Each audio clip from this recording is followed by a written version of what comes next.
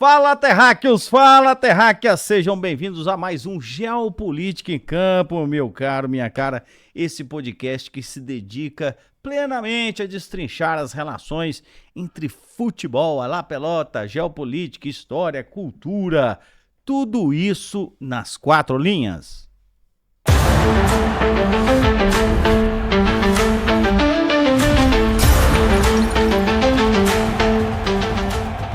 Fala pessoal, com vocês o professor Juninho Lopes e hoje o papo tá legal, porque a gente vai trocar uma ideia sobre Inglaterra e para os nossos apoiadores já tem uma aula super bacana sobre União Europeia e o processo do Brexit lá no nosso curso. E mais uma vez estamos aqui com a presença do ilustríssimo professor Bernardo e na sequência o professor Vitinho a gente deixa pro final porque ele fala pra caramba. Vamos que vamos. Bom dia, boa tarde, boa noite, terráqueas e terráqueos do meu coração, como é que vocês estão? Espero que estejam todos bem.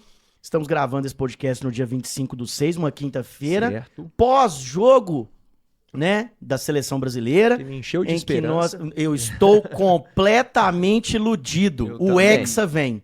Até porque Raíra fez o que eu pedi na semana passada, separou da amiga dela, que estão as três copos assistindo jogos juntas, né? E eu falei, tenta separar agora.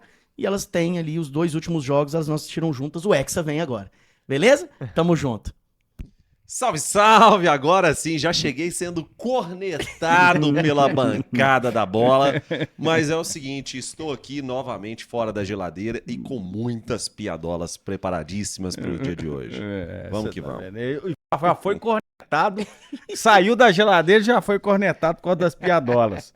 Mas meus amigos e minhas amigas, olha só, nós temos então o último grupo. É a última viagem do A380? Claro que não. Não. Claro que não, vai ter outras viagens, mas estamos no último grupo. Estamos cumprindo, senhor Bernardo Mesquita, arrisca o nosso trabalho, a nossa primeira missão de analisar todos os grupos da Copa do Mundo, senhor Bernardo Mesquita. Exatamente. E agora nós vamos começar com esse grupo que tem gente de 40 anos se despedindo, tem um país com realmente peso na África, não é isso? Exatamente. Muito bem, muito bem. Então vamos começar por este país que o senhor já esclareceu nesse podcast, o senhor já esclareceu, e quem acompanha tem a obrigação de lembrar isso. E eu tenho dito, Rogerinho, Nós esquecemos de falar qual grupo é. E tem que Deixa eu perguntar pro completar. Juninho. Desculpa, raciocínio, professor por João favor. Marcelo. Perdão, professor João Por Marcelo. favor, deixa eu completar o Tem que raciocínio, respeitar meu nobre professor. candidato. Tem que respeitar meu professor. Pois é, A tô enchendo a referência. bola dele. A referência tem que respeitar. Pois é, só fala bobagem. Aí o que acontece? Você falou que a Inglaterra não inventou futebol. Não, ela inventou as regras do futebol moderno. Perfeito. Vamos começar por ela, então? Vamos começar por ela. E aí, o senhor Juninho Lopes, sempre quando eu falo de Europa, eu olho pra ele. Que ele entende. Ele entende de Europa. E aí, senhor Juninho Lopes, essa Inglaterra e, mais especificamente, Reino Unido, que o senhor vai esclarecer para os nossos internautas essa diferença, que tem uma crise de identidade hoje na Europa, né? Exatamente. Olha só, quando falamos de Inglaterra é diferente de Reino Unido, né? O Reino Unido é formado pela Escócia, pela Irlanda do Norte e por Gales, além da própria Inglaterra. Então a Inglaterra faz essa composição aí junto com as outras três regiões que eu nomeei. E o que acontece? Existe sim uma crise de identidade em relação à Europa e principalmente em relação à própria União Europeia. E isso ficou extremamente visível no ano de 2016, quando nós tivemos o início do processo do Brexit, né? Rolou um plebiscito, né, na Inglaterra e no Reino Unido.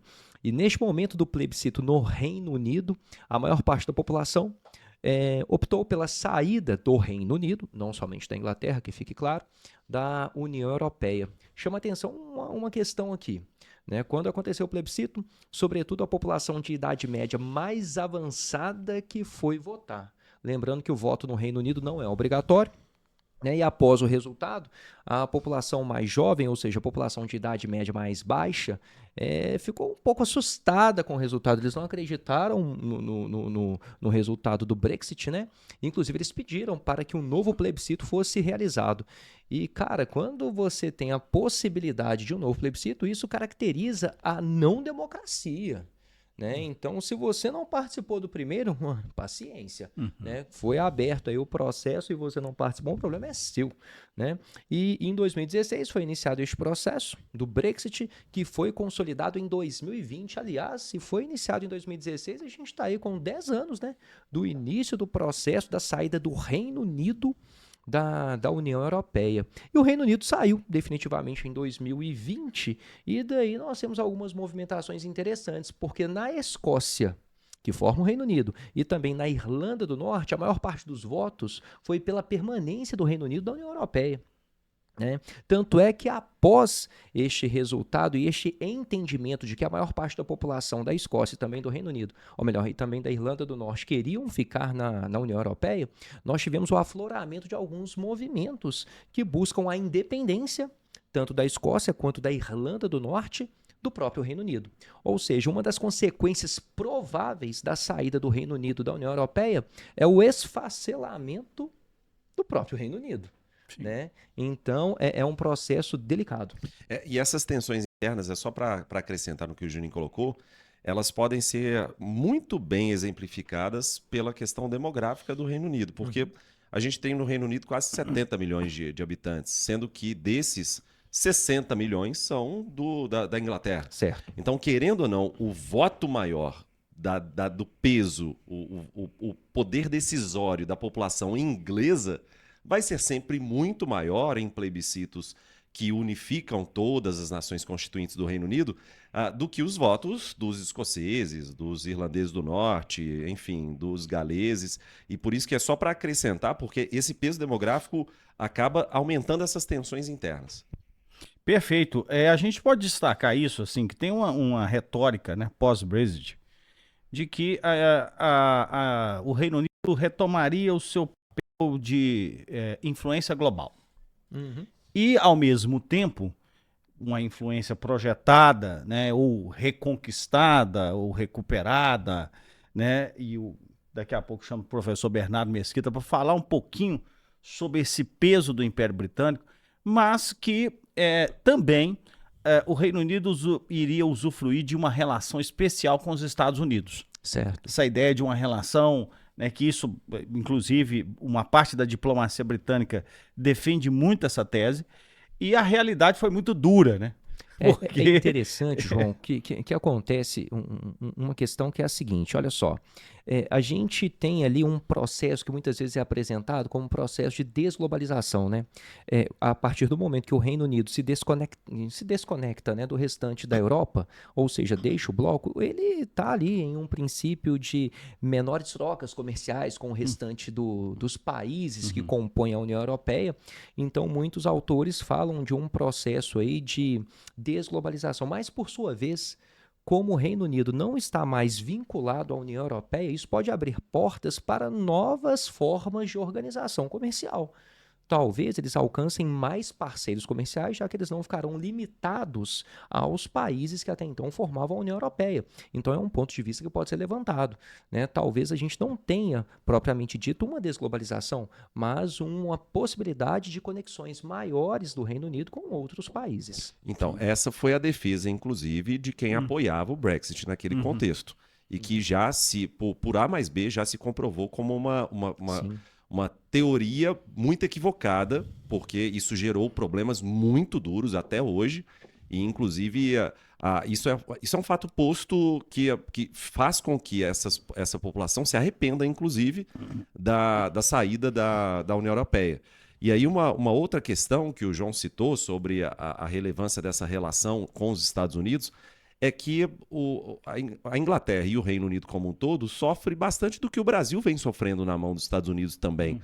Essa extrema volatilidade do governo Trump, porque o Trump tem um governo muito volátil, tanto por causa da sua baixa capacidade de governar, quanto também da sua suscetibilidade de escutar os seus pares ali dentro da Casa Branca, que são, em suma, psicopatas que têm que ser tratados no consultório psiquiatra. Concordo plenamente. Psiquiátrico. Então, assim, no caso dessa estratégia e dessa relação com os Estados Unidos, o Reino Unido, ele sempre se mostrou muito favorável a toda e qualquer decisão americana. Só que agora, por mais que ele tenha saído da União Europeia, ele ainda se mantém como a nação mais poderosa em relação, por exemplo, ao apoio da Ucrânia. Então, é a nação que destina a maior quantidade de verbas, é a nação que, de fato, tem uma liderança muito forte na OTAN por causa, principalmente, dos seus choke points no Mar do Norte. Mas aí tem uma convergência com os interesses americanos também. Sim e não. Por quê? Porque o fato de o governo Trump ter forçado com que a Europa investisse mais nas suas forças armadas, um percentual maior do PIB, faz com que você tenha uma divergência em relação à atuação dos Estados Unidos na OTAN. Então, a OTAN está se assumindo cada vez mais europeia e cada vez menos americana. Então, isso é um ponto. E é um ponto de divergência. Porque, evidentemente, nenhum governo quer se ver forçado por outro a investir em uma área que, a priori, não era o seu objetivo. Então, existem fortes rusgas diplomáticas entre Estados Unidos e países europeus dentro da OTAN. E aí esquece a União Europeia, falando só de OTAN. Certo. Agora, existem proximidades? Sim. Apesar de que os Estados Unidos, com essa ameaça retaliatória recente em relação às tarifas, acabou desagradando muita gente dentro do Reino Unido. Então, o Reino Unido se vê cada vez mais forçado a investir no seu Global Britain, né, no seu projeto de expansão, de polarização, de capacidade de influência global, porque ele está enxergando nos Estados Unidos um parceiro que está se afastando cada vez mais. É por isso que eu falei sim e não. Então, existem muitas ressalvas em relação a essa relação histórica de Estados Unidos e Reino Unido. Até mesmo porque o Reino Unido hoje é uma sombra do que foi. Justamente. Hoje, dentro das relações internacionais, o Reino Unido já é classificado como uma potência de média influência. Então, assim, eu particularmente não acredito muito nessa projeção global do Reino Unido, ou seja, ele reduz a sua influência sobre o espaço europeu para projetar no espaço global. Só que do outro lado você tem a China. A grande preocupação dos Estados Unidos é a contenção da influência chinesa. Isso é muito claro. Então, assim, o Reino Unido, ele passa por eu vejo que é uma crise de identidade mesmo, assim. E aí, Bernardo, você pode contribuir neste colóquio de geógrafos, porque Nessa egrégora. Egrégora. Porque o senhor sabe da história do Império Britânico. Vai concordar comigo ou não? Claro que sim. Eu jamais discordaria do meu professor. Não, pode discordar.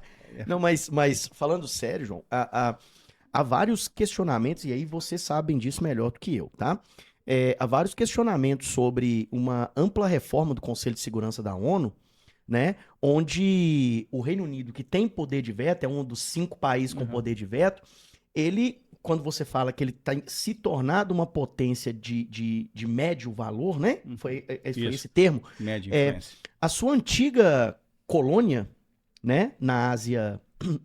Na Ásia Central, ali na Índia, o subcontinente indiano, né? A própria Índia, especificamente, falando especificamente do país Índia, ela tem uma potencialidade, né? Em termos de número de habitantes, do tamanho da economia, né? Existem projeções de que a Índia ela vai se tornar ali uma das 3 principais economias em 2050, né? Tem algo nesse sentido. E o Reino Unido ficando para trás. E a Índia... ela tem essa relevância geopolítica muito grande, junto à China, principalmente ali no continente asiático, e ela não é uma potência nuclear também, né? E ela não tem, assegurada ali, ela não tem um lugar fixo no Conselho de Segurança da ONU, né? E assim, a influência britânica na África, onde ela dominou grandemente ali entre o século XIX e o século XX, não inexiste. A França também tem passado por dificuldades, principalmente na região do Sahel. Nós já falamos sobre isso no grupo da França, né? Então, assim, o que foi construído do que a gente denomina como Império Britânico, do período vitoriano, né, João? Ali no século XIX, a Rainha Vitória, que governou ali por aproximadamente 63 anos, o Reino Unido ele tinha o Império Britânico, ele dominava 1/4 da massa seca do planeta. É muita Né? coisa. É muita coisa, né? Então tinha a famosa fala da Rainha Vitória de que o Império Britânico existia um retrato dela onde o sol nascesse e onde o sol se punha. Onde o sol nascesse era Império Britânico e onde ele se punha também era Império Britânico, porque tinha um retrato da Rainha Vitória, né? Então, assim, hoje, com as guerras mundiais principalmente, né? A gente não pode esquecer, a Inglaterra foi pioneira na Revolução Industrial, né? As duas guerras mundiais alteraram o tabuleiro geopolítico, né?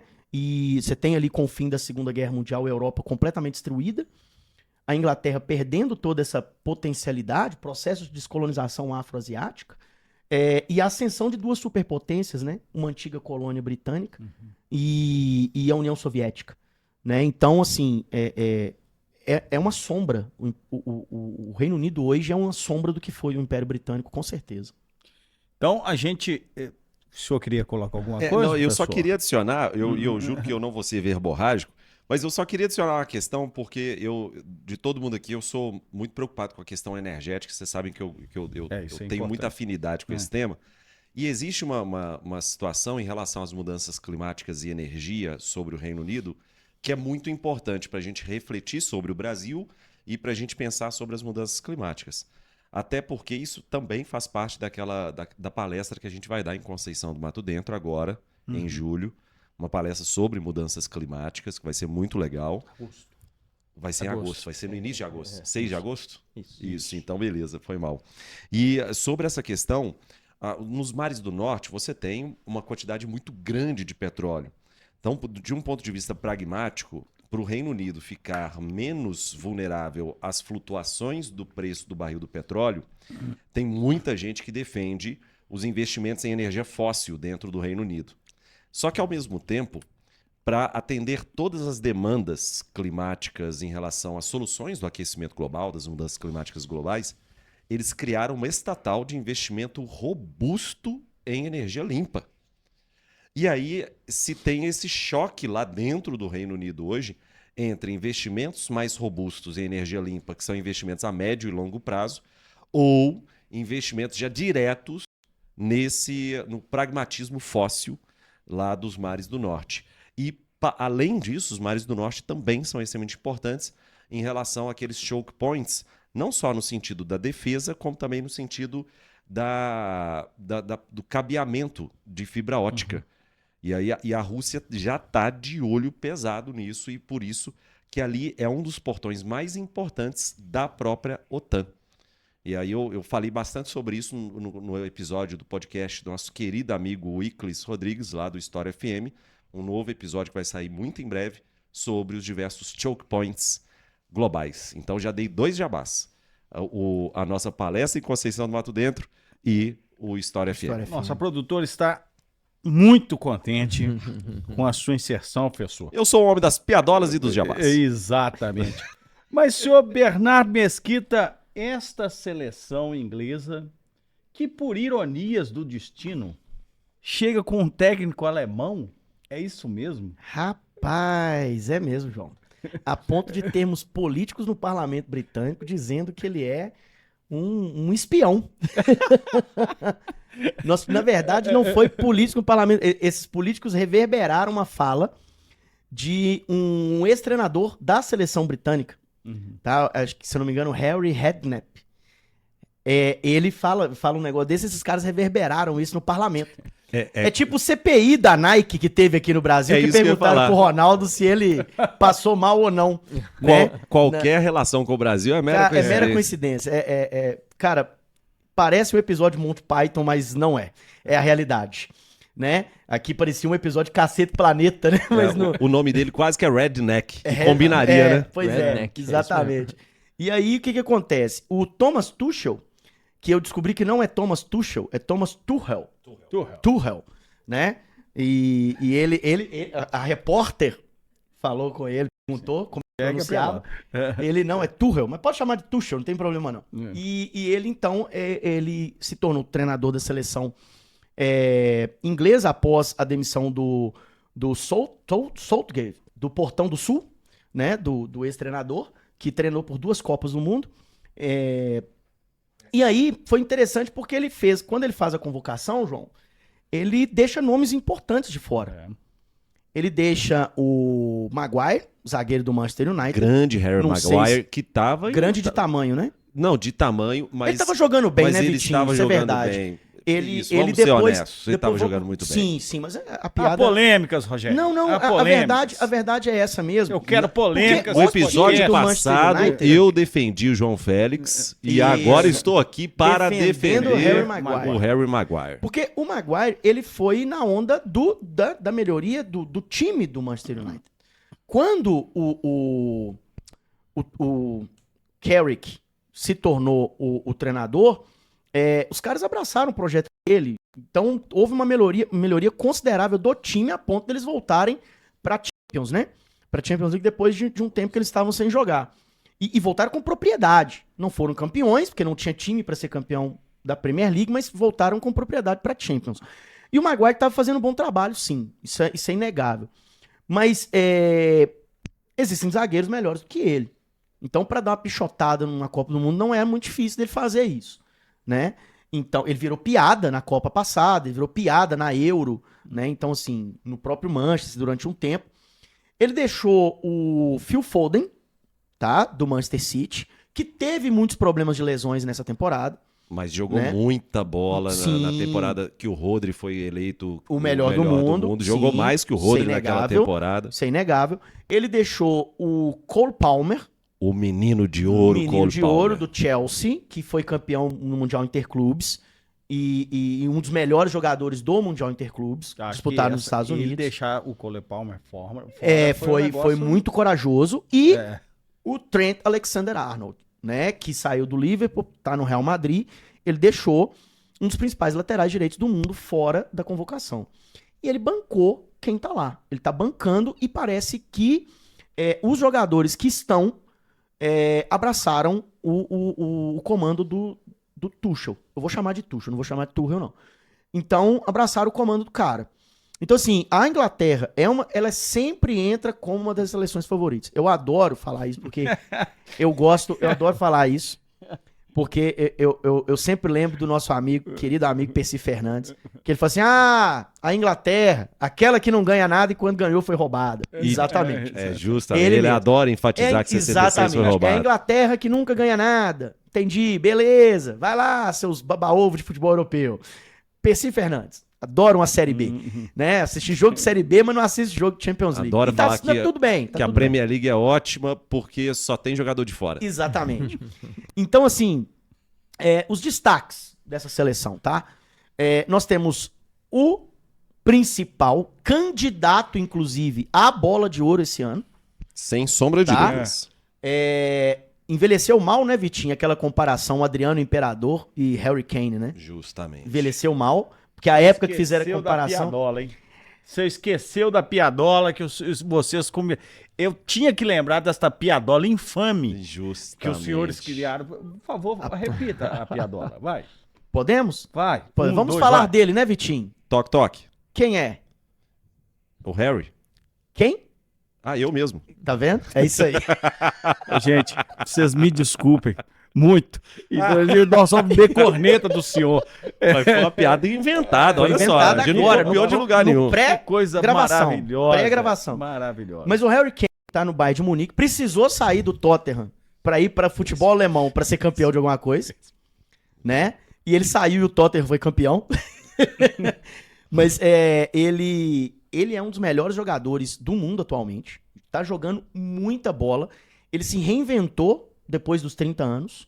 Ele tá com 32 anos, ele se reinventou pro futebol. Ele não é um centravantão que fica brocando bola pra gol.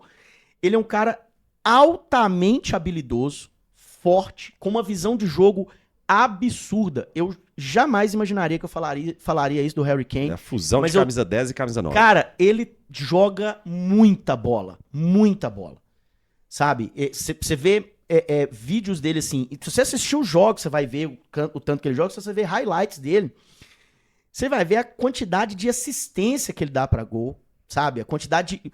em posicionamento, a quantidade de chance de gol que ele dá para os seus companheiros, e a Joga quantidade de sem bola. gol que ele faz.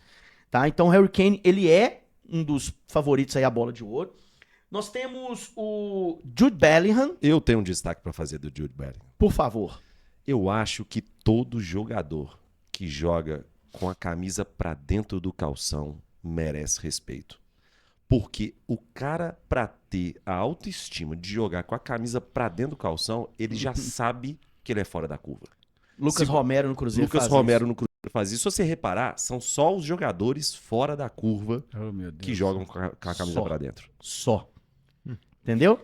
E aí, Jude Bellingham do Real Madrid, que não fez uma boa temporada, assim como todo o Mas time do Real Madrid. Também por causa de lesão. Lesões enfim, mas também. é um jogador com potencial absurdamente Exatamente. grande. Eu vou fazer uma comparação, pode parecer infame. Tá? Não, eu- Desculpa, eu vou fazer uma comparação, pode parecer infame, viu, queridos tele-ouvintes? Mas a contratação do Xabi Alonso no lugar do Ancelotti no Real Madrid, ela não azeitou, não deu certo. Inclusive a questão da preparação física. Nós já conversamos sobre a questão do gramado do Santiago Bernabéu, que ele é retrátil, que pode estar dando uma série de problemas de lesões ligamentares, né, e etc. A gente já trocou uma ideia sobre esse negócio. E aí o Bellingham sofreu muito com a preparação física da comissão técnica do Xabi Alonso. Deu uma melhorada depois com o Arbeloa, mas assim, não foi o jogador de temporadas passadas. Mas tá jogando bem na seleção, na Copa do Mundo, tá jogando bem, tá? E a comparação infame que eu queria fazer é que o time que eu torço, que é o Cruzeiro Esporte Clube, passou por uma situação semelhante no início do ano. Você tem a mudança de treinador, sai o Leonardo Jardim, traz o Tite, a comissão técnica do Tite, o time do Cruzeiro no ano passado, ele se desgastou muito fisicamente para tentar chegar à final da Copa do Brasil, a chegar nas cabeças ainda do Campeonato Brasileiro e tal. Não tinha elenco, né, para isso. E aí, você tinha que manter a preparação física num alto nível para começar a temporada. Só que você precisa de demanda tempo. Como o time começou mal o Campeonato Mineiro, então você precisou colocar os jogadores sem preparo adequado para jogar, para ganhar jogos no Campeonato Mineiro. E aí você começou a ter problema físico, né? Caio Jorge e outros jogadores ali. O exemplo maior que a gente tem aqui é o Caio Jorge. E aí quando vem o Arthur Jorge, você começa a ter uma melhora considerável da preparação física do Cruzeiro, que é trocar pneu com o carro andando, mas você tem uma melhora considerável do preparo físico do Cruzeiro no decorrer dessa temporada, que essa pausa vai fazer uma... E eu tô falando de Cruzeiro porque é o time que eu torço, eu acompanho mais. Mas você tem casos no Atlético também, que teve várias lesões e outros times por aí. Beleza? Voltando aos destaques, nós temos aqui Bukayo Saka. Esse jogador, se Saka. tivesse na seleção brasileira, se encaixaria como uma luva. O Rafinha não seria convocado. Isso aí. Concordo plenamente. O Bukayo Saka é incrível. O Rafinha estaria assistindo o jogo pela televisão. E aqui, vou falar um negócio pra vocês, rapidamente, pra vocês entenderem a minha implicância. Um jogador que dá uma entrevista e fala que ele tá abrindo mão das férias com a família pra jogar um campeonato Isso aí. que ele é obrigado a jogar, a culpa também é do Ancelotti, que não desconvocou esse jogador. Tá? Palma, muito bem. A culpa é do Ancelotti, que não desconvocou esse cara. Não, sério, bicho. Resgataram uma entrevista Perfeito, do coach. Kaká, que falaram pra ele, pô, tal, você tá lá recuperando fisicamente, você vai jogar torneio com a seleção. Cara, a coisa que eu sei fazer, que eu mais amo fazer, é jogar futebol e jogar pela seleção do meu país. Eu tenho orgulho de representar meu O próprio país. Ronaldo Fenômeno, é. Porra, o cara ficou 2 anos se recuperando pra ser campeão do mundo, pra jogar e tentar ser campeão do mundo, e conseguiu. É um arco de redenção absurdo que o Ronaldo Fenômeno passou. Quem é Rafinha? Desculpa, cara.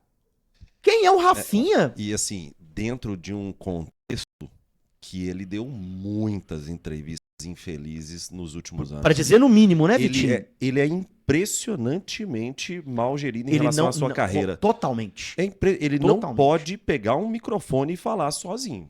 Em hipótese alguma. Em hipótese alguma. Pro ouvinte que tá reclamando das minhas piadolas, ô fi, deixa eu te falar uma coisa. Mas Pelo o amor de Ryan santo fez Deus. um papel muito melhor do que o dele ali. não Jogou fez? muito ontem. Muito, É um muito. jogador... Cara, esse menino tem um futuro absurdo.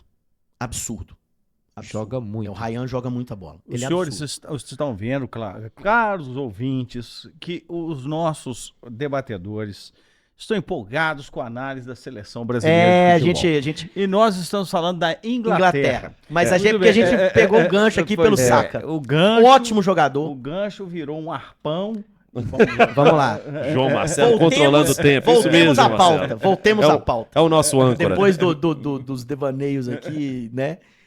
O Saka ele começou na base do Arsenal como lateral direito e virou um ponta, tá? Devido à habilidade que ele possui, visão de jogo, ótimo jogador, atual campeão da Premier League com o Arsenal. E junto com outro destaque que é o Declan Rice. Ah, belíssimo cabelo, tá? O Declan Rice é um baita jogador. Ele também é do Arsenal. É um meio de campo, assim, bate muito bem na bola. Batedor de falta, de escanteio, tal, o cara especialista em bola parada. Tem uma visão de jogo absurda. Ele joga ali com uma espécie de... Cara, guardado as devidas proporções, assim, o Declan Rice, ele joga estilo do Modric, assim, sabe? Ele é um cara que ele vem ali na área de defesa do meio de campo e carrega a bola, entendeu? Um segundo volante com capacidade de armação de jogadas e tal. Ele é um muito bom jogador. Declan Rice é muito bom jogador. Entendeu? Esses são os 4 destaques que eu trago. Tem mais jogadores interessantes. As jovens promessas, Sim. né? O Eze, o Madueke, Exatamente. o Mainu, E é muito legal o nome, né? Eze, Madueke, né? Todos Saka. ingleses. Todos ingleses. Todos, mas muito britânicos. Britânicos, sabe? Olha, O antes de jovem, imigração, a jovem promessa que Isso. tem nome de inglês é o Anthony Gordon. Exatamente. Anthony Gordon. E aí, muito legal dizer o seguinte, assim, tá, gente? A gente não tá fazendo aqui antes que nos chamem de preconceituosos. São todos ingleses. Nasceram na Inglaterra, mas são descendentes, né? Têm ascendência africana. São filhos ou netos de imigrantes. Lembrando, mais uma vez, falando de geopolítica, que o Nigel Farage, né, do Reform UK, é um partido de extrema-direita, né? Que tem ali nas pesquisas e tudo, nas eleições regionais que terão na Inglaterra daqui a algum tempo, ele tá favoritaço pro partido dele ganhar várias cadeiras nas eleições regionais. Eu queria só fazer um desabafo Por aqui, favor. porque existe um movimento na internet de que quando a gente fala em tom jocoso essa questão deles serem descendentes Aham. de imigrantes, e eles talvez nos taxarem de preconceituosos, xenofóbicos e por aí vai. Sim. E entenda que o tom jocoso que a gente está usando é justamente para contrapor Exato. o que existe no país atualmente. Atualmente, os protestos xenofóbicos, anti-imigrantes, islamofóbicos no Reino Unido são gigantescos. Na França, o que o Estado francês faz com as comunidades periféricas, negras, islâmicas do continente africano dentro da França nas últimas décadas, não está no gibi. Então, quando a gente utiliza essa estratégia de colocar isso de forma jocosa, é justamente para explicitar o absurdo que esses países cometem em relação às suas populações migrantes. Então, é só por causa disso. Muito bem. Agora nós vamos pegar o nosso avião novamente, vamos sair. E já estou fazendo a previsão que a Inglaterra vai sair nas quartas de final e acabou. Pra nós? Provavelmente. Não sei se chega, se a gente encontra nas quartas. Eu tô Não sei. alheio sei. aos cruzamentos Que- ali, mas Quem entende desses eu só tô cruzamentos? iludido e nós vamos ser hexa. Nós vamos para este país, senhor Bernardo Mesquita, que tem belíssimas praias voltadas ao mar Adriático. Opa! É esse país que tem o turismo, movimenta este país, senhor Bernardo Mesquita. Mas tem uma questão que eu quero aqui lembrar, que nós estamos no dia 25 de junho, gravando esse episódio. E é exatamente hoje, nesta data, que este país comemora a sua declaração de independência. Você quer... A partida voadora de um jogador no policial. Não foi por causa disso, né, João? Não, Mas. Eu adoro essa parte. Pois é, então, na realidade, né, a independência que foi muito conflituosa na famosa desintegração da ex-Iugoslávia, a Croácia declarando sua independência, as repúblicas que compunham ali a Iugoslávia, como vários conflitos que ocorreram ali, a Sérvia não aceitando o contexto de independência da Croácia, né, empreendeu uma guerra contra a Croácia e isso se desenvolveu ao longo de 4 anos, uma guerra em que nós tivemos limpeza étnica, né, o senhor Slobodan Milosevic reeditando campos de concentração na Europa no final do século XX. Onde? Onde que ele tá? Pois é. Eu sempre gosto de fazer essa pergunta pra esse tipo capetão de gente. Mesmo, se a gente pode chamar esses seres humanos de humanos de verdade. Mas o senhor, aqui, antes de começar o podcast, o senhor estava falando que queria trazer curiosidades sem piadolas deste país. Sim, sim. Sim. Primeiro, né, João? O futebol da Croácia, ele tá ligado ao processo, muito ligado ao processo de independência. A Croácia foi fazer parte da FIFA em 1993, porque ela se torna, de fato, independente no início da década de 1990. E uma curiosidade legal que eu queria trazer é que na primeira Copa do Mundo que a Croácia vai disputar como seleção croata, ela fica em terceiro lugar, que é a Copa da França de 1998, e ela vai ficar em terceiro lugar e vai ter o artilheiro da Copa, que é o Davor Šuker, tá? E todo mundo ficou intrigado com o uniforme da Croácia, porque ninguém nunca tinha visto o uniforme da Croácia, aquele uniforme com aquela toalha de piquenique, né? Então, ele é emblemático, aquele uniforme. Isso. E sobre o negócio que eu brinquei aqui da voadora do jogador, nós tivemos, era um campeonato iugoslavo, vai ter um jogo muito importante, que é o Dinamo Zagreb, da Croácia, e o Estrela Vermelha, da Sérvia, principal time da Sérvia. O único time, na época ainda quase ali, no processo de independência, da dissolução da Iugoslávia, é o time que vai se tornar campeão da Champions League. E era a base da seleção iugoslava que disputaria e provavelmente seria campeã da Euro 92. Eles foram suspensos por causa da guerra e não disputaram. Um dos nomes que fazia parte dessa seleção era Dejan Petkovic, que fez carreira aqui no Brasil, né? E mora no Brasil até hoje. Esse jogo, você tem uma situação em que há algumas manifestações ali no campo e tudo, e a polícia intervém e eles vão agredir torcedores.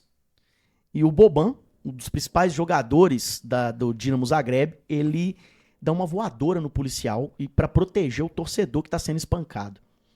E ele vira um herói nacional. O Boban vai ficar muito famoso depois jogando no Milan, tá? Ele vai ser um dos grandes ali que vai jogar no Milan na década de 1990 ali. Vai, Vitinho. O Vitinho tá... Eu gostaria de dizer que eu fui tolhido pelos comentários do Spotify e que eu tinha dezenas de piadas sobre o Boban. Não só sobre o Boban, sobre o Petkovic. Eu fui deixando passar, mas eu fiquei aqui por dentro. Eu tô vendo que você tá... Nossa, eu tava ansioso, mas deixa quieto, deixa passar. Pois é. Só uma coisa aqui interessante, tá?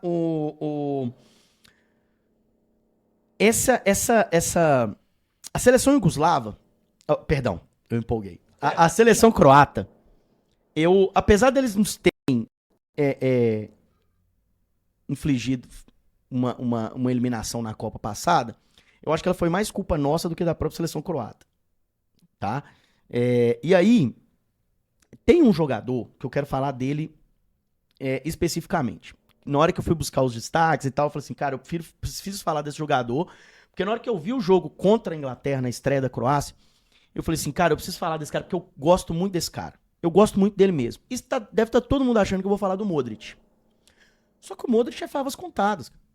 E eu gosto. E esse jogador que eu quero falar, eu não sei se o Vitinho, a gente conversa muito sobre futebol, eu não sei se ele vai concordar comigo, mas tem um jogador que eu curto demais, ele tá jogando essa Copa de novo, tem 37 anos de idade, ou seja, é da geração do Modric, é da geração do Kovacic, que é o meio de campo ali, joga no Manchester City e tudo. A geração de ouro. Isso. E esse jogador, vice-campeão de 2018, né? Esse jogador é o Ivan Perisic. Eu gosto demais desse cara. Demais desse cara. Eu acho ele um baita jogador e ele é subestimado. Ninguém fala do Perisic. E ele é subestimado. Ele é atacante, mas ele é um cara que na hora que você pisca, ele tá recompondo defesa, com 37 anos de idade, recompondo defesa e partindo pela esquerda, armando contra-ataque. Ele é incrível. Marca saída de bola e tal. É um baita jogador. Baita jogador mesmo. Jogou muito tempo na Inter de Milão, Borussia Dortmund, jogou no Bayern de Munique. Jogou em time grande, cara. Muito, e hoje tá no PSV dos Países Baixos. Eu falo Holanda. Eu gosto muito dele. Entendeu? E assim, a seleção croata é muito interessante porque ela tá vindo com uma geração mais jovem, que é bem interessante, começando pelo goleiro, que pegou muito na Copa passada, tá? E aí você tem outros caras agora que estão vindo, assim, eu acho que essa seleção croata, eu não vou dizer que ela vai ganhar nada, que ela vai ganhar tudo e tal, não é isso. Mas é uma geração de um país que com 4 milhões e meio de habitantes, que é a Croácia, aproximadamente 4 milhões e meio de habitantes, é um país que sabe fazer muito bem, tá? A base para trazer jogadores para a seleção principal e manter ali um nível de competitividade alto. Inclusive esses nomes, os ites, eles são espécies de sons, né? Então, é filho de, descendente de. Então, por isso que todos eles terminam com it. A maior parte deles, quer dizer, Sim. melhor dizendo. Muito bem. A gente pode lembrar também, né, do ponto de vista aí, geopolítico e econômico, mais uma vez lembrando, que a Croácia é uma espécie de ponto de estabilidade junto com a Eslovênia ali na região dos Balcãs, né?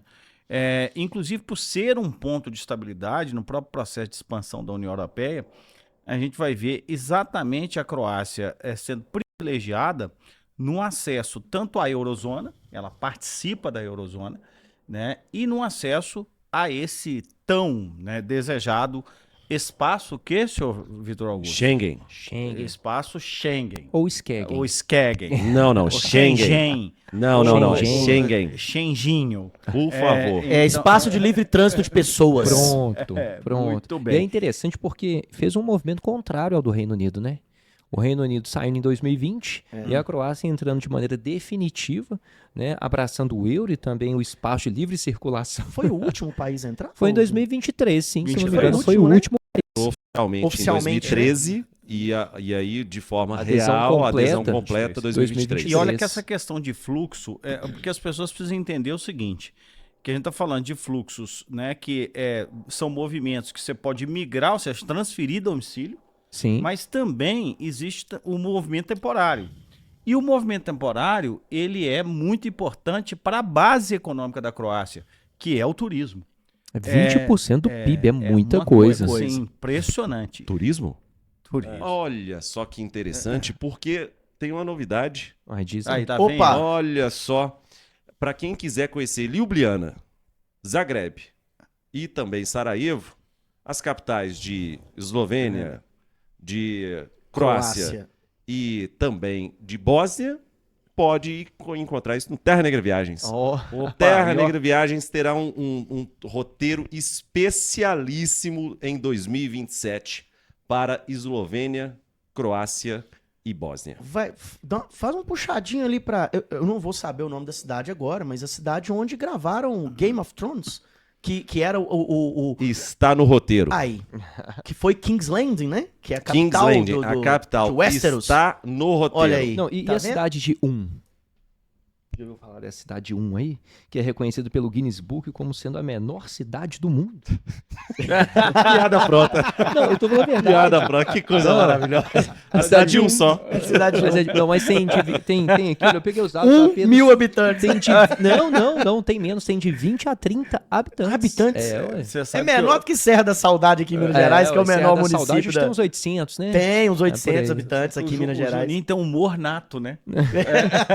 Não, mas o nome da cidade é cidade de né? Muito bem.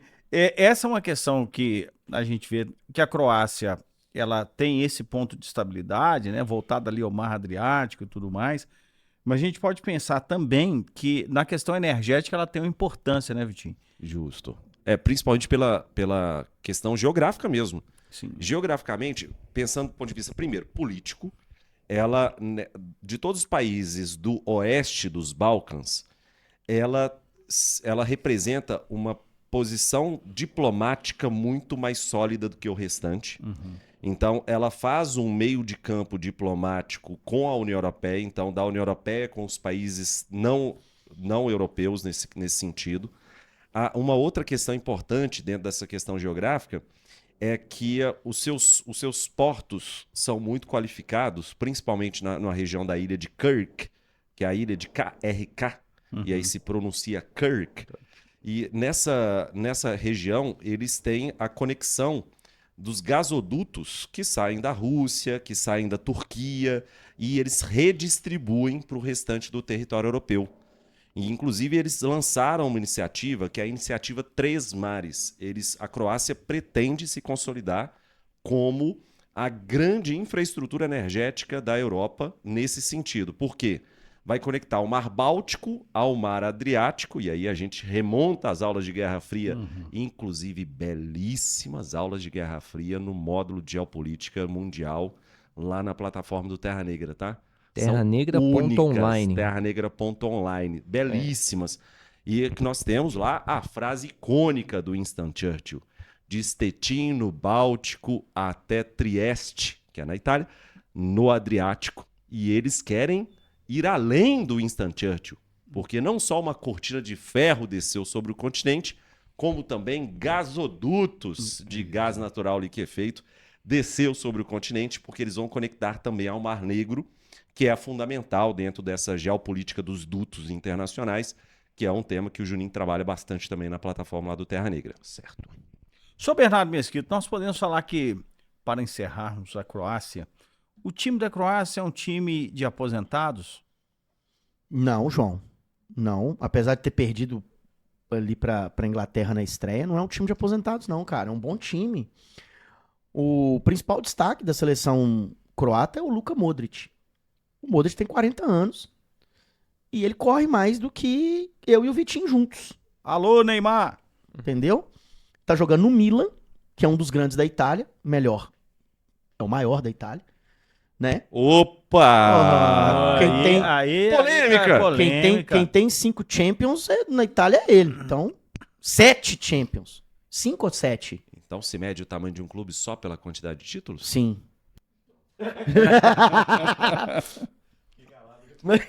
Aqui, eu não acompanho muito futebol, não, mas eu torço muito contra a Croácia, viu? O jogo da Inglaterra, eu torci demais pela Inglaterra. Porque eles eliminaram a gente porque em eles 22? eliminaram o Brasil. Mas é. aqui, Foi eliminaram culpa a nossa, gente em eu 20... concordo com o Coxinha. Eliminaram a mas gente em culpa nossa. 22 porque nós tivemos 2 volantes que não Que deram tava condição, marcando na deram bandeira de condição. escanteio. Um deles que não fez a falta que tinha que fazer, porque se ele tomaria o segundo cartão, ficaria fora da semifinal. E companheiro de time, era companheiro de time do Modric, que não tá fazendo nada nessa Copa, inclusive, que é o Casemiro. E deixa eu elogiar Entendeu? o menino Ney. O Ney E o ficou Neymar, puto com o Neymar Fred. que tava tentando acalmar Jogou os muita caras, bola. falando, pra que vocês estão lá e tal. Porque estão dando condição. Sabe, condição. assim, loucura. Justamente. Tomamos um empate no contra-ataque. E assim, e tínhamos um treinador que deveria ter acalmado os caras. Falou assim, eu tô colocando volante aqui é pra evitar contra-ataque, né? Pra ficar na bandeira de escanteio e fazer segundo gol, não, hein? Né? Não é pra forçar saída de bola, é pra segurar. Não permitir que a gente tome gol. E tomamos. E aí, na hora do pênalti psicológico, já tava todo abalado. Certo. Aí eu vou culpar o Neymar. Mas eu continuo que o torcendo craque do contra. time tinha que bater o primeiro pênalti. Continuo Aí- torcendo aí contra, é a minha São opinião. Bernardo. Podem discordar de mim na cornetagem aí, tá tudo bem, mas o craque do time tinha que bater o primeiro pênalti. Não deixar pro Rodrigo. Rodrigo. Né? Mas, voltando aqui a...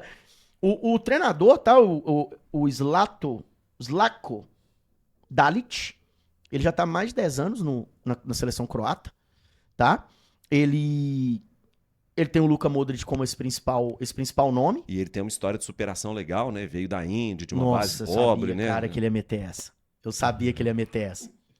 Na hora que eu falei Dalit, ele olhou pra mim, eu falei, vai meter essa. Eu tô sacando no olhar já. Já, eu sabia que ele ia meter essa. Segue o jogo, vai, Ele tem- rola a bola, vai. Ele tem a cara Rola do a Márcio bola. Garcia. Tá vendo? Vamos tocar a bola, vamos tocar a bola. E aí, eu falei do Perisic, você tem o Kovacic, ótimo meio de campo, tá? Então é um cara que é um segundo volante, faz uma transição rápida ali, tem 32 anos de idade, joga no Manchester City, tá? Então, assim, é um cara muito, muito bom jogador. E aí, esse cara já não é uma promessa, ele foi promessa na Copa 2022, E hoje ele tem 24 anos de idade, ou seja, ele era 20 anos, ele virou titularíssimo. Ele fez uma Copa tão absurda que ele entrou na seleção da Copa de 2022 como zagueiro e foi contratado imediatamente após a Copa pelo Manchester City. O Guardiola ficou impressionado com ele, que é o Josko Gvardiol. 24 anos de idade. Entendeu? Então, assim, é um baita zagueiro pela esquerda. Joga muita bola mesmo. Né? E, assim, ele é muito habilidoso, inclusive. Ele é um zagueiro de cabeça erguida, assim. Que a gente vê alguns hoje em dia, mas ele é diferenciado. Tá? Gosto muito dele. Esses são os destaques da Croácia. E a Croácia tem espaço para melhorar nas próximas Copas. Você vai ter que, provavelmente... Se a gente pegar o Kovacic com 32 anos de idade, Kovacic ele pode jogar mais uma Copa do Mundo. Você pegar o Modric e o Perisic como exemplo. Né? Mas o Perisic não deve jogar uma próxima Copa. O Modric já é a última Copa dele. Né? Então, assim... São caras que vão ser... Eu acredito que vão ser bem substituídos. E eu acredito que esses caras vão participar desse processo de renovação. Eu tô falando de processo de renovação fora de campo.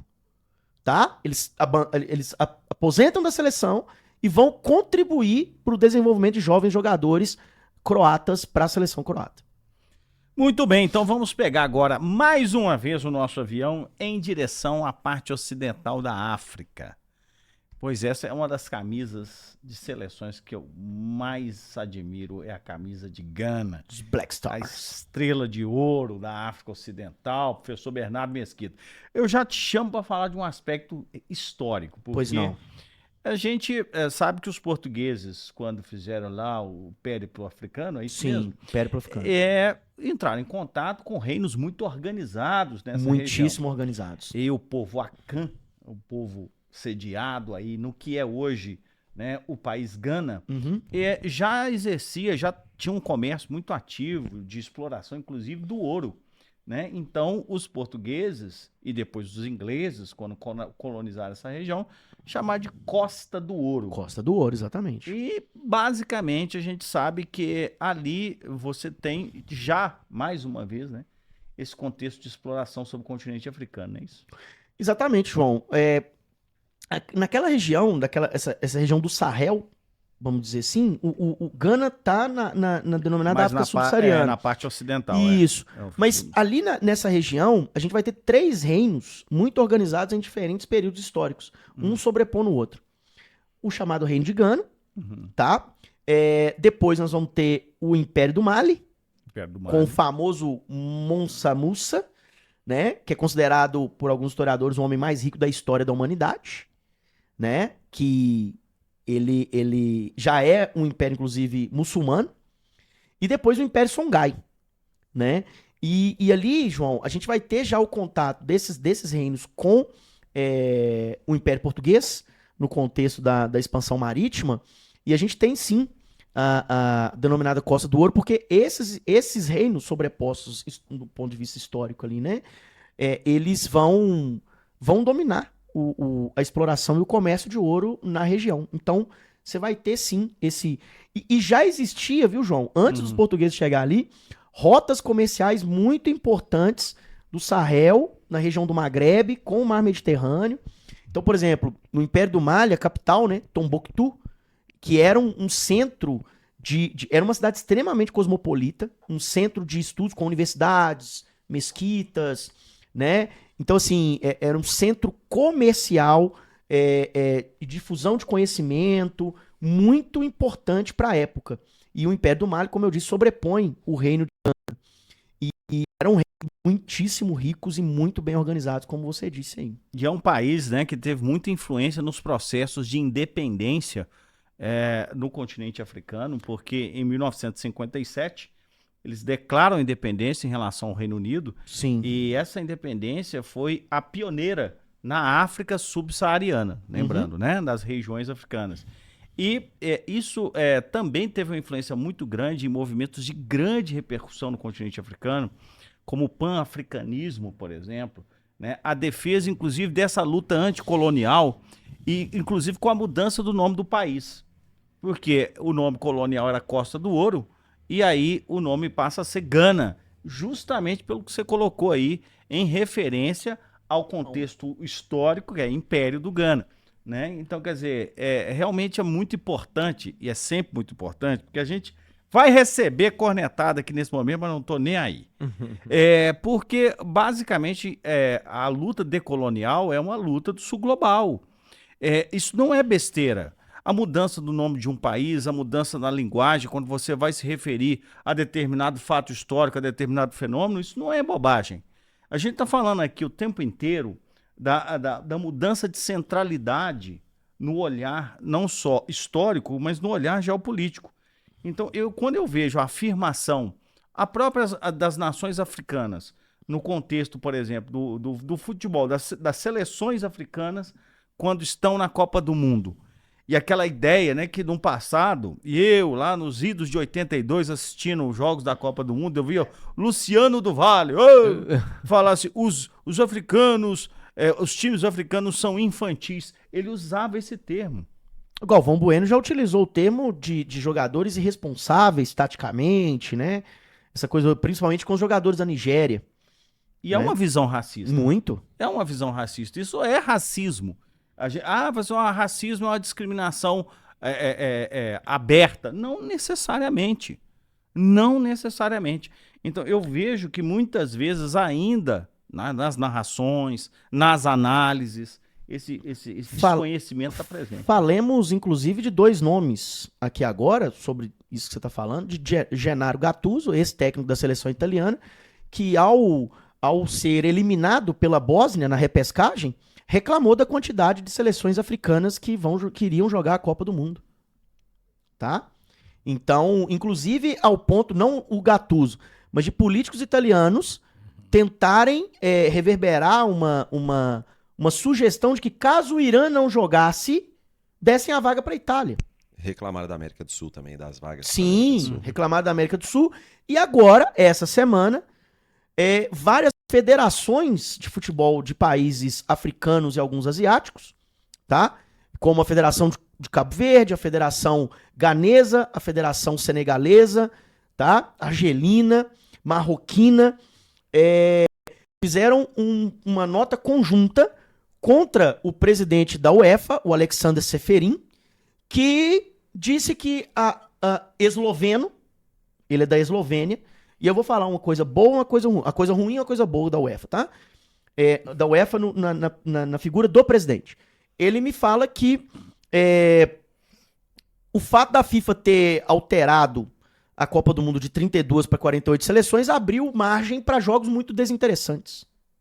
Obviamente, porque aumentou o número de africanos e asiáticos. Sim. De seleções africanas e asiáticas na Copa do Mundo. Sendo que na primeira rodada, falemos da primeira rodada, poucas seleções europeias venceram seus jogos contra as seleções de outros continentes. Talvez o destaque seria apenas para a Alemanha contra Curaçao. Beleza? E aí, então assim, eu sei que ele representa a Europa como um todo, mas primeiro você tem uma seleção decente para você falar das seleções de outros países que conseguiram no campo se classificar para uma Copa do Mundo. Beleza? E a outra coisa boa que a UEFA fez foi chamar o árbitro somali, que foi barrado de entrar nos Estados Unidos, pela política migratória dos Estados Unidos, para ele apitar a Supercopa Europeia entre PSG e Real Sociedad. Né? Perfeito, então ele vai apitar, ele vai apitar esse jogo agora no início da temporada. Perfeito. Na realidade, gente, quando a gente fala das sociedades, né, e assim, uma curiosidade que eu pesquisei aqui sobre Gana, e eu fiquei realmente espantado com isso, a relação que as culturas têm com a morte. É muito interessante que dentro de Gana, você tem lá a ideia, né, os caixões, eles são personalizados.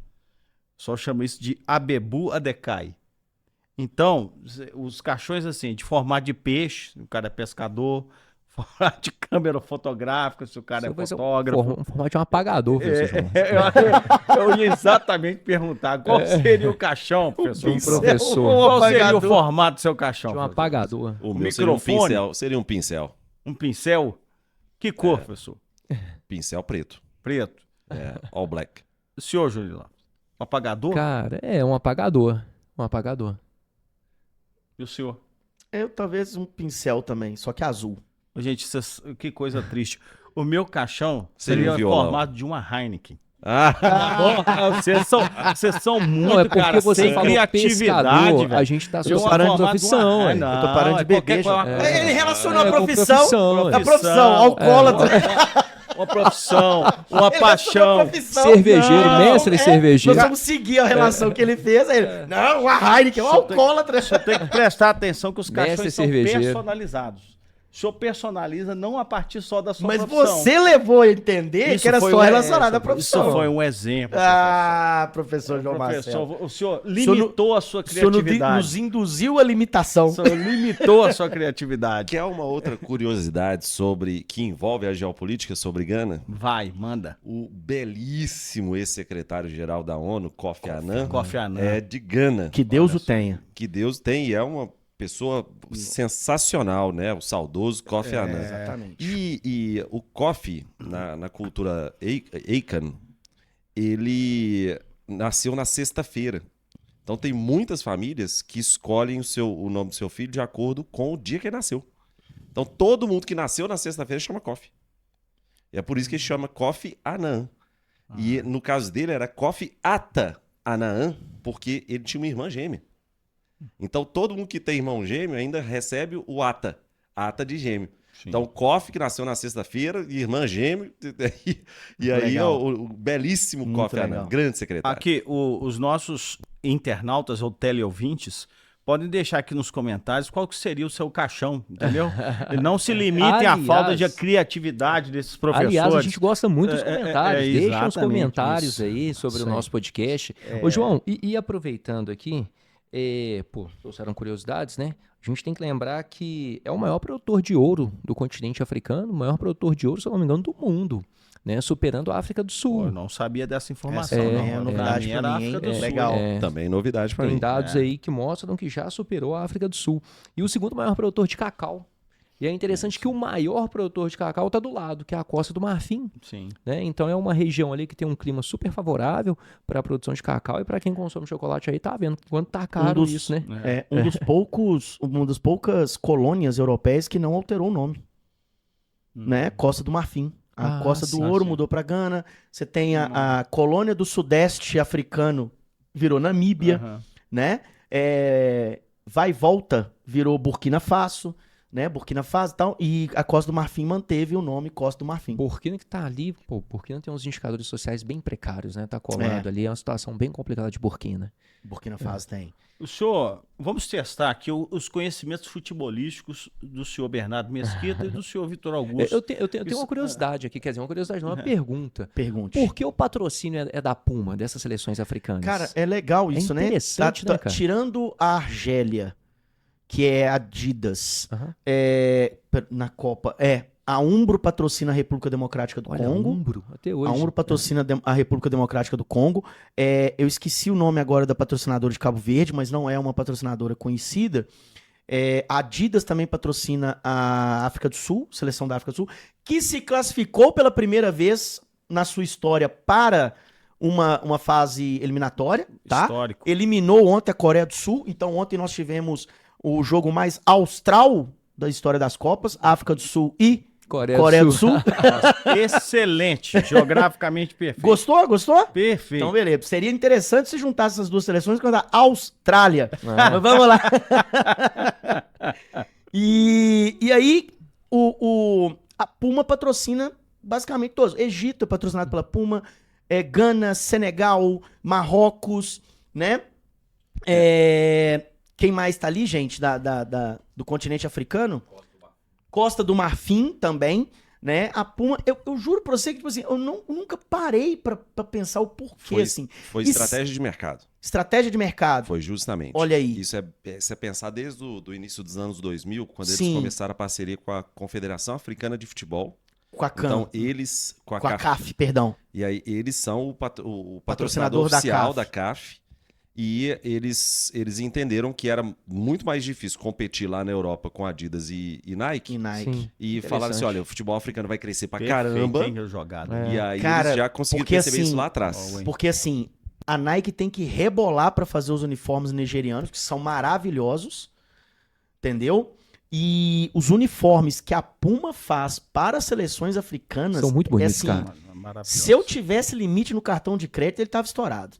Porque eu compraria todos, todos. Muito bonito mesmo. Absurdamente lindos. Senhor Bernardo Mesquita, o senhor Juninho Lopes não deixou testar seus conhecimentos esportivos, mas eu vou testar agora. Vai lá. Gana já foi campeão do mundo. Não. Foi.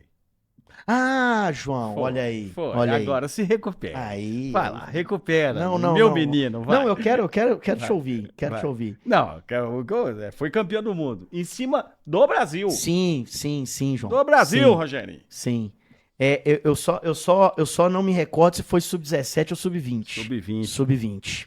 É isso É mesmo. isso. Campeão mundial sub-20. E o jogo pro 0x0, Foi- aquele prorrogação. Foi com o Rafael, goleiro, que era do Cruzeiro, E que aquela defendeu, geração do Maicon. que defendeu 1 milhão de pênaltis e os caras erraram 1,5 milhão de pênaltis e Aquela Gana foi tiriça campeão. do Allan Kardec. Foi mesmo. 2009. Foi mesmo, 2009. Foi mesmo, João. 2009, Verdade, cara. 2009. Lembrei agora, puxei na memória. Eu lembro de assistir essa disputa de pênaltis na televisão. Foi mesmo, João. Verdade. E tetracampeão da Copa da Copa Africana, né? Então não é qualquer time. Não é qualquer time. Ô João, tem uma história muito legal da seleção de Gana, que foi... Gana foi a seleção que chegou mais longe na Copa no continente africano, né? A seleção de Gana foi a seleção que chegou nas quartas de final na Copa da África do Sul em 2010. Sim. E um dos jogos mais emblemáticos daquela Copa do Mundo, que foi o jogo contra o Uruguai. E Gana pressionando, liderado pelo Asamoah Gyan, né? Pressionando, os caras vão bola na área, rebatendo aquele negócio todo, cabeceia, a bola ia entrar e o Luiz Soares mete a mão na bola com uma defesa incrível. Só que o Luiz Soares não era o goleiro do Uruguai, jovens, queridos, né? Teleouvintes. Ele era o centroavante da seleção uruguaia, ele é expulso, não tinha VAR, mas foi muito claro o que aconteceu. Ele é expulso, e aí o Asamoah Gyan vai cobrar o pênalti. E ele erra. E o jogo vai para os pênaltis. E o Louco Abreu, que jogou em centenas de times, um deles o Botafogo, e naquela época, em 2010, eu jogava no Botafogo, aqui do Rio de Janeiro, ele vai bater o último pênalti. E ele mete uma cavadinha. A famosa cavadinha. Ele mete uma cavadinha e elimina Gana. O Uruguai ficou em quarto lugar naquela Copa, né? Perde para a Alemanha na disputa de terceiro lugar, porque vai para a semifinal e perde para a Holanda. Um jogaço também. E a Alemanha perde para a Espanha na semifinal. E aí eles perdem para a Alemanha na disputa de terceiro lugar. E Gana ficou nas quartas, chegou longe na Copa ali. Foi bem legal essa Copa de 2010 e a participação de Gana na Copa 2010. Bom, podemos pegar um avião, ou senhor Não. fazer o destaque Não, da não. seleção Faltam de Gana? os destaques. Senão vai ter corneta. Vai pro ter resto da vida. cornetaria, Você é louco. E aí ter vão falar. acabar. E aí vão chegar e perguntar por que não falaram do destaque, é racismo e tal. Vamos lá. Há um mês atrás, mudaram o treinador. Ah, não, a gente precisa, né, se precaver. Trouxeram o Carlos Queiroz de Portugal, tá? Fez carreira como assistente técnico do Alex Ferguson, no Manchester United. Depois saiu, foi treinar Portugal, treinou outras seleções, treinou muito tempo a seleção do Irã. Tá? O Carlos Queiroz é muito conhecido e tudo, e agora tá treinando Gana, um cara especialista em defesa. E nós vimos isso no jogo contra a Inglaterra, que ele estacionou um ônibus na frente da área, como dizia José Mourinho, estacionou um ônibus na frente da área e a seleção da Inglaterra, sua antiga metrópole, não conseguiu fazer gol. Ficou 0x0 o jogo. Né? Gana tem chance de classificação para a próxima fase. E os destaques, João, é o Iñaki Williams, que deu pano pra manga no episódio sobre Espanha, que eu falei do Nico Williams, irmão dele. Os dois são de ascendência ganesa, né? Eles têm, se eu não me engano, o pai ganês, pode ser o contrário, tá? Mas o pai ganês e a mãe basca. E então eles têm ascendência basca e ganesa. Os dois jogam pelo Athletic Bilbao, porque tem ascendência basca. O Iñaki Williams decidiu jogar por Gana e o Nico Williams pela Espanha. Né? Então são dois irmãos que estão jogando a Copa do Mundo aí por seleções diferentes. Tem outros que tem também o Doué da França e o outro o Doué da Costa do Marfim, né? E tem dois irmãos jogando pela mesma seleção, que são os irmãos, né? Bacuna. Oi? Eles são um dueto, né? Doué. Isso. E são os irmãos Bacuna da seleção de Curaçao, que é o Leandro e o Juninho Bacuna. Beleza? Mas aqui a gente tem o Iñaki Williams, o Antoine Semenyo, do Manchester City. Do Manchester ou ele saiu do Manchester? Não, ele foi contratado agora pelo Manchester. Eu procurei ontem no Transfer Market, acho que ele veio agora em janeiro pro City. Perfeito. Tá? O Jordan Ayew já é um cara mais velho, 34 anos, tá no Leicester, que caiu pra terceira divisão, mas é o cara mais experiente, um dos caras mais experientes do time. Um time carismático, Leicester. Exatamente. E aí eu vou colocar esse destaque aqui, João, porque como jogador, ele é um bom jogador, mas ele tem um destaque negativo muito grande, tem uma curiosidade importante, que é o Thomas Partey. Thomas Partey, que joga no Villarreal, da Espanha. O Thomas Partey jogou o jogo contra a Inglaterra, mas não jogou o primeiro jogo contra o Panamá. Já que o Thomas Partey ele está sendo processado na Inglaterra por diversos crimes sexuais. Tá? E de acordo com a legislação canadense, até por fazer parte da Commonwealth, ele não pode entrar no território canadense. Então ele não jogou e no jogo agora contra a Inglaterra, ele foi vaiado em várias partes do jogo, toda vez que pegava a bola, e antes, no cumprimento, um jogador da seleção inglesa se recusou a cumprimentá-lo. Aquela coisa de cumprimentar antes do jogo, se recusou a cumprimentá-lo por conta das acusações, e parece que existem provas robustas de que ele realmente cometeu esses crimes. É inegável que essa seleção joga com muita vontade, né? Nossa, Gana. Porque é a seleção de Gana. Isso aí, boa! Ô, gente, eu não sei pra que eu expliquei daqui a piada, pouco, mas foi mal, gente. A gente realmente, gente, a gente vai ser cancelado. Aqui, nós vamos pegar o nosso avião agora e vamos em direção à América Central. Essa terra que o senhor Juninho Lopes, eu e o senhor Juninho Lopes já estivemos lá. Exato. Fazendo turismo de compras. Zona Franca de Colón, né? Isso. Eu lembro. Indo para alguns cassinos. Não, fomos. Eu não lembro, já tem um bom tempo. Não lembra, né, professor? Visitamos um cassino lá, verdade. Verdade. Verdade. A gente estava a caminho ou Juninho voltando de da Cuba, época né? das betes analógicas aí, ó. Betes analógicas. Pois a nossa história é longa, meus amigos. Então nós vamos ao Panamá e visitamos lá o canal do Panamá, né, Sim. Juninho? Uhum. E o canal do Panamá, vocês e Vitinho conseguem falar muito bem sobre esse papel logístico, comercial do canal do Panamá, inclusive com a própria influência dos Estados Unidos na construção desse canal. Né? Foi iniciada a construção ali no início do século XX. Né? É bom a gente destacar que o Panamá é um país relativamente jovem, né? Proveniente ali do desmembramento da Colômbia. Né? E os americanos tiveram um papel decisivo nessa independência do que viria a ser o Panamá. Tá? Porque tinha um interesse muito claro. A construção de um canal para ligar o Atlântico ao Pacífico. Hoje esse canal responde por 5, 6% ali do comércio mundial. E até o ano de 1999, do início do século XX, até 1999 foi controlado pelos americanos. Tanto é que nós vimos lá bases militares americanas, né? Em 99, o controle foi passado para o estado panamenho, tá? E hoje o canal basicamente sustenta a economia do Panamá, que vive de canal e vive de banana. Né? O Panamá é um grande exportador de bananas também, mas isso não compõe bastante a renda. O que é expressivo é a questão do canal.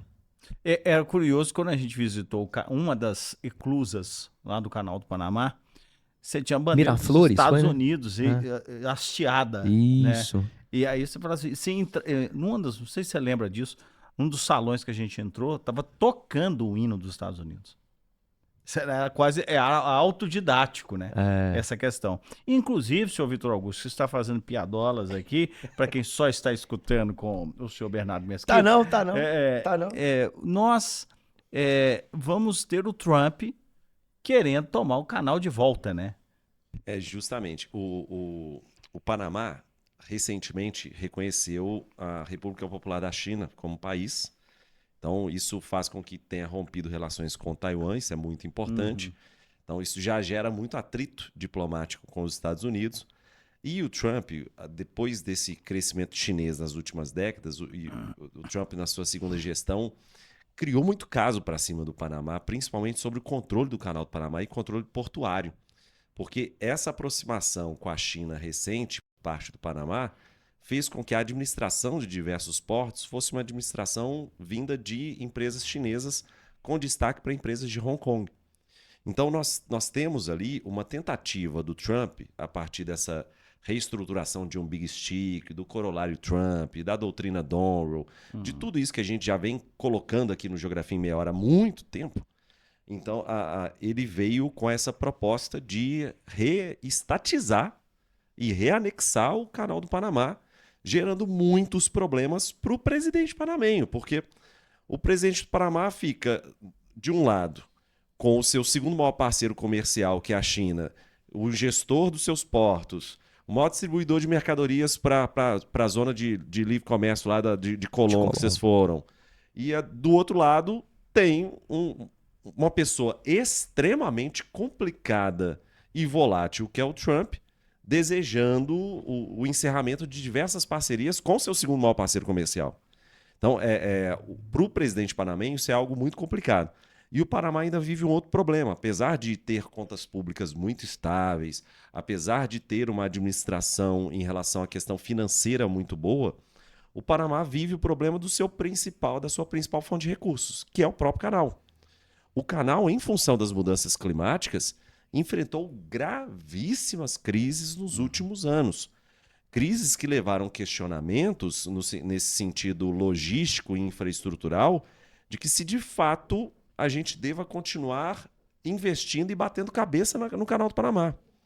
Então, foram diversas propostas de novos canais a serem criados, inclusive canais incluindo rotas secas, por exemplo, atravessando pelo México, mas o Panamá se vê numa posição muito delicada hoje, não só no sentido das mudanças climáticas, como também pela sua dependência extrema em relação aos Estados Unidos e como também pela dependência extrema da sua principal fonte de recurso, que é o canal. Eu acho importante você deixar isso claro aí, como que essas mudanças climáticas interferem no canal. Perfeito. O canal, ele tem, além das eclusas, né, para fazer esse atravessamento, essas eclusas chegam no Lago Gatun, e o lago secou, basicamente. Então, não tinha como você atravessar com as embarcações. Que são muito pesadas, precisa ter uma profundidade significativa. Você tem um lastro maior. Um lastro maior. E aí, o fato desse lago ter praticamente secado, principalmente em função de uma consequência de El Niños passados, e agora que virá o Super El Niño, então, eles podem ter a pior perspectiva possível. Então, eles acabaram enfrentando essa situação, mas foi por causa do secamento do Lago Gatun. E lembrando que o Panamá também vive outra dependência. Quando você falou dos Estados Unidos, quando a gente esteve lá, a gente viu que a moeda, o Balboa, inevitavelmente a gente lembra de Rock Balboa, inevitavelmente, ela não vale literalmente nada. Inclusive o país ele não emite papel moeda, ele só emite moeda. Moeda, isso. Porque o troco, os troquinhos pequenos, dá no Balboa. No mais é dólar. No mais é dólar. E eles mantêm a paridade, né, com o dólar. Então também tem essa esfera de influência direta do dólar, que é uma esfera de influência que está atingindo vários países da América do Sul. A gente lembra que o Equador também está nessa esfera. A gente lembra que a Argentina está entrando nessa esfera.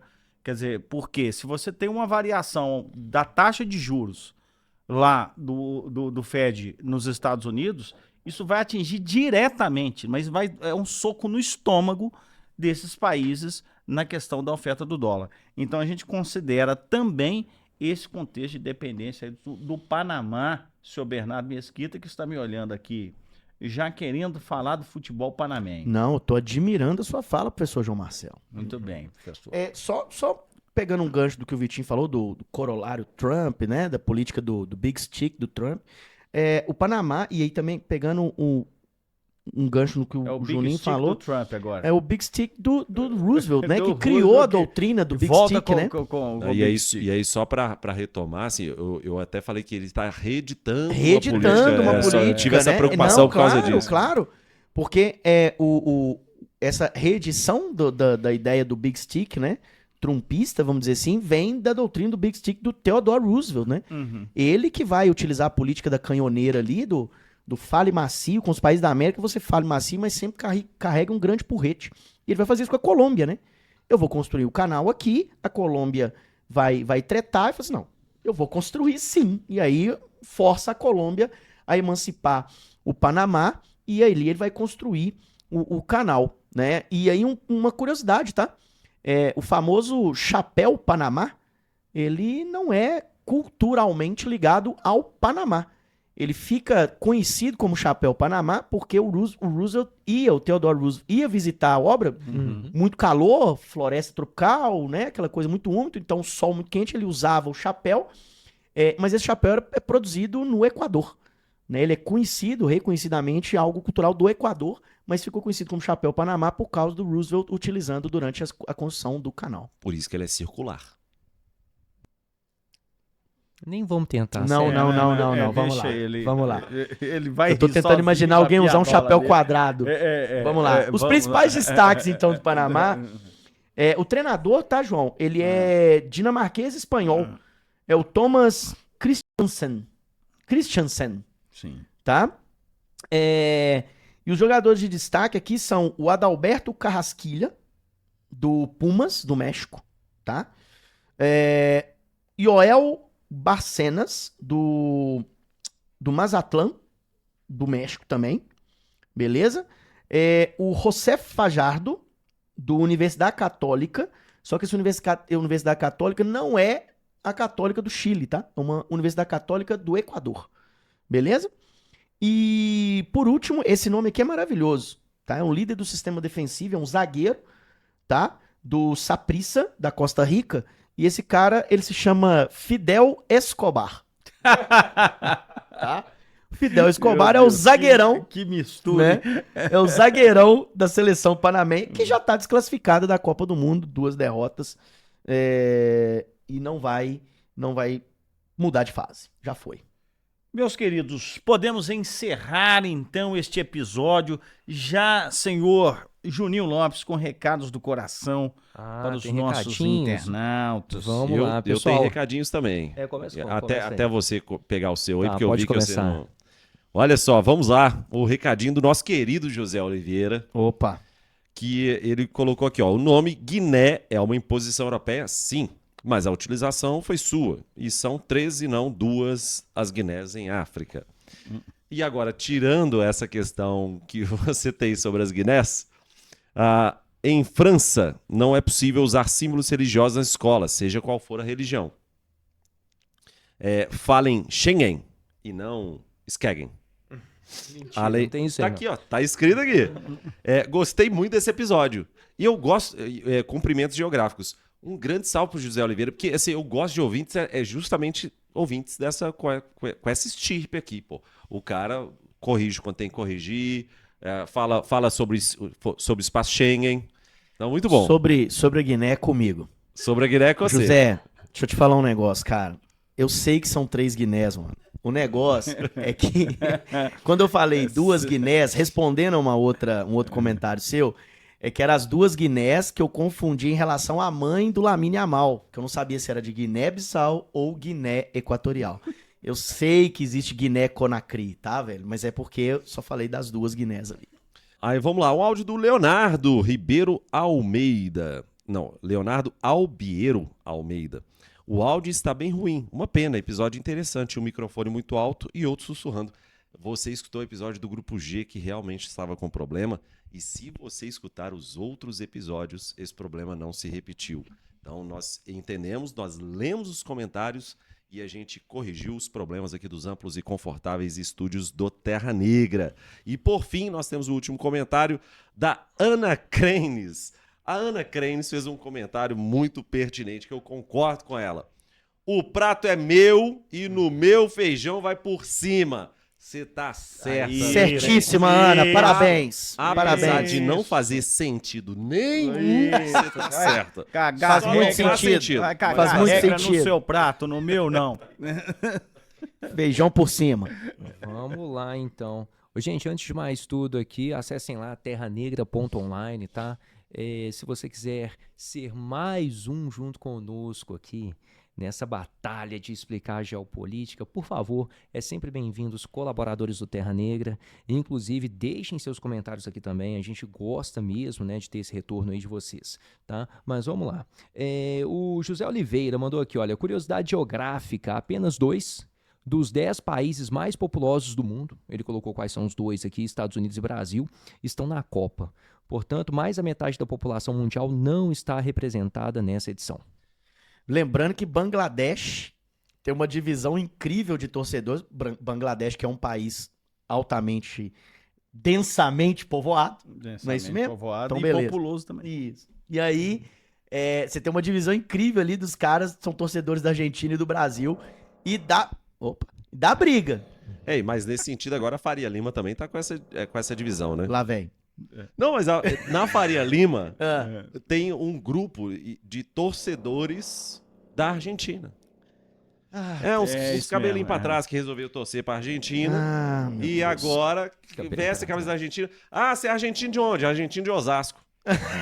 Tá de sacanagem. Tá de sacanagem com a minha cara. Pá, tá de brincation with me.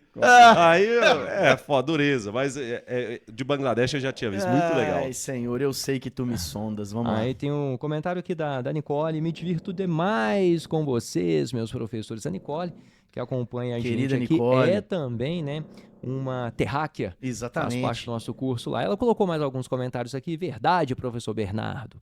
É formar aura mesmo. Farmar aura. Colocou formar, mas é farmar. É farmar aura, Farmar aura É mesmo. o que a gente faz toda semana aqui.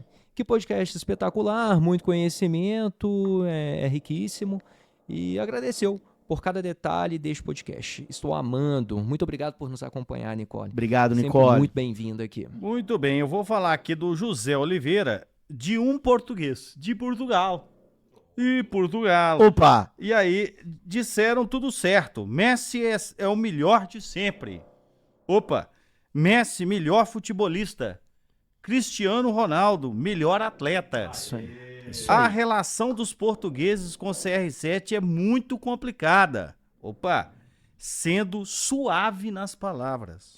Você falou Aí opa, ele não. Opa! Ele completa. O Uzbequistão é um país maravilhoso de se visitar. Mas não Tashkent, Bukhara, Khiva e Samarcanda são joias da Rota da Seda. Também imperdível para geógrafos é a visita ao que resta do Mar de Aral em Moinac. Puxa vida, grande Viajou, Vitinho. referência. A gente tem e Pensador. muito amigo que tá doido pra visitar os Uzbequistão. Olha a dica aí, Vitinho. Aí, ó, Terra a Negra dica. Viagens. Excelente episódio, só para confirmar, ele elogia aqui a Tem uns gente. amigos que gostam. E agora o Silas voltou. O Ele Silas voltou, voltou. o Boêmio voltou. Agora nós sabemos, quanto fez falta a presença do Vitor nesses episódios. Gente, me tiraram da geladeira Aí, finalmente. professor. Finalmente. Jogaram pipoca pra você. Maravilhoso. Muito bem, podemos... o senhor tem recados do coração aí também? Tenho. E sem corneta. Sem Quer dizer, corneta? tem uma aqui, mas não é pra mim não, é pro Vitinho. Herbert Breezy. Ótimo episódio, Versão brasileira. mas com piadas em excesso. Foi justamente nesse comentário. Versão brasileira. Excesso. Herbert Breezy. Pois é. Você inventa piadola nesse comentário. E aqui, o cornetinha pra mim aqui, Frederico Rodrigues. Richard Rios fez base no Flamengo. Ô, Richard, eu tava falando, eu li o recado aqui antes do episódio, eu não lembro se eu falei se ele fez base no Flamengo. Eu disse que ele veio jogar um torneio de futsal com o time da Colômbia e tudo, gostaram muito do futebol dele, e aí ele acabou ficando no Brasil, né? E aí fez base mesmo no futebol brasileiro. E ele fala um português incrível, assim, né? Ele fala um português fluente e tal. Mas eu não lembro realmente se eu falei se ele fez base no Flamengo ou não. Eu sei que ele jogou no Botafogo profissionalmente, o Botafogo foi pro Palmeiras e agora tá no Benfica, né? Mas é um cracaço de bola. Eu gosto muito do Richard Rios. Se eu não falei que ele fez base no Flamengo, muito obrigado pela correção aqui. Ele fez base no Clube de Regatas Flamengo. Caberia muito bem na seleção brasileira, diga-se de Caberia passagem. sim, caberia sim. Podemos encerrar este episódio. Encerramos os grupos da Copa do Mundo. E agora, João Marcelo, o que vai acontecer? Agora nós vamos analisar as partidas icônicas do mata-mata. É E isso os aí. acontecimentos? No mesmo processo que nós estamos conduzindo aqui, trazendo fatos geopolíticos relevantes, fatos do futebol relevantes. Estamos ainda em Copa do Mundo e o Geopolítica em Campo não vai parar nem durante a Copa, nem depois da Copa. Nós seguiremos. É isso aí. Lembrando que estamos todos cabo-verdeados. Vamos que Dá um vamos. tchau Então pra vamos É galera. isso aí, galera. Tchau, tchau, pessoal. Tchau, Até mais. pessoal. Tchau, tchau. Até mais.